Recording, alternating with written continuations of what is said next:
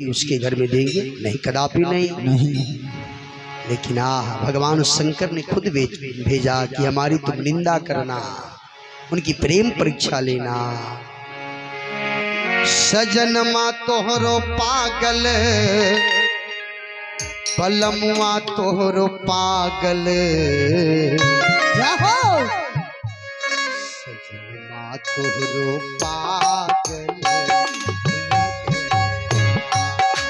सजनमा तोहरो पागल, हरे राम तोहरो पागल हवे राम, सजनमा तोहरो पागल, हरे राम सजनमा तोहरो पागल, बलमुआ तोहरो पागल,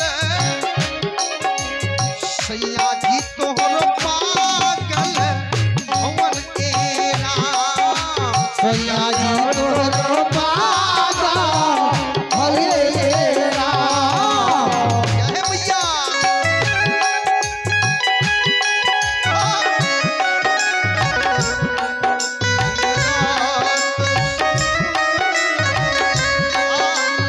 माने तुझे से सोते हैं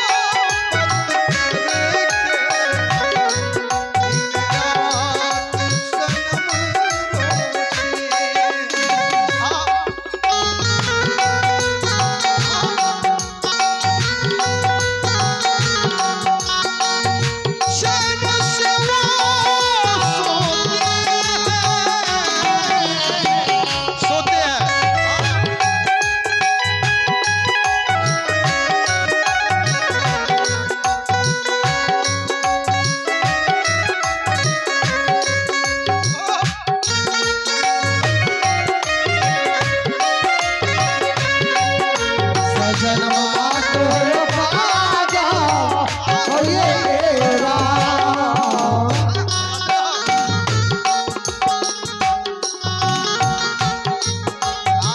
माँ ने कहा सुख से सोते हैं शंकर, अब सुख सोबत सोच नहीं, भीख मांगी भव खाए। ये लड़का पक्ष वाले खुद अपनी निंदा कर रहे हैं। मोहन बाबू क्या कहा सप्तऋषि ने? क्या? भगवान शंकर की निंदा कर रहे हैं। क्या उन्होंने ही भेजा है जिससे कह दे पार्वती की ना हम ऐसे बौरावर से शादी।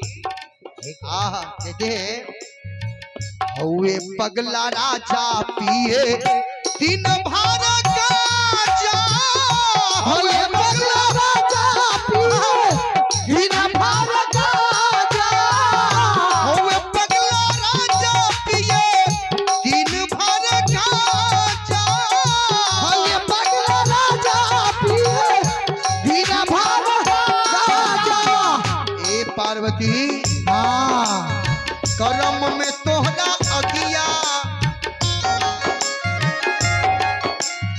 करम में तोहरा अगिया लागल ए राम, सजनमा तोहरो पागल हवन के राम, सजनमा तोहरो पागल, हरे राम सजनमा तोहरो पागल हवन ए राम, सजनमा तोहरो पागल, हरे राम मंगल भवन अमंगल